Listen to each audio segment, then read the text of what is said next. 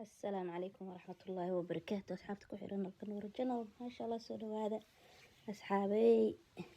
ملايان كوسك كرسنينا وقضى التايم وجمع ونكسن لنا فيديو جمعه عن طوبة أصحابي وكسو قاري وإنا سؤالد كريه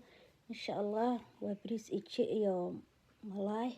هليب وقضى كالكعصر ما شاء الله تبارك الرحمن هل كان عقوه هستاء هليب أيام كشيلنا يا birahaas sida loo helay waxaa ku iri waa la reestay ka war doona birahan aad ay u wanaagsan yihiin maasha Allah tabaaraka raxmaan hilib hadhiin wax walba waa lagu karsan karaa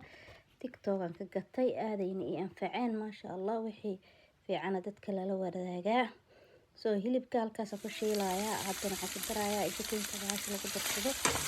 oo si kanaalka ah si qurux badan kaaga dhigaya maasha Allah soo asxaabay qadadi markaan diyaariyay waa kana saan ku soo baxday quruxda badan ya maasha Allah tabaaraka raxmaan inta haysanin Allah siiyo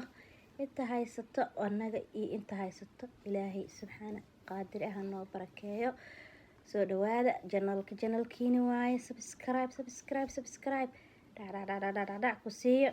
share like waxa ka ilowday jirin asxaabta qaaliga ah channelka wuu cusub yahay kor u soo qaada يا مال دير نجارسية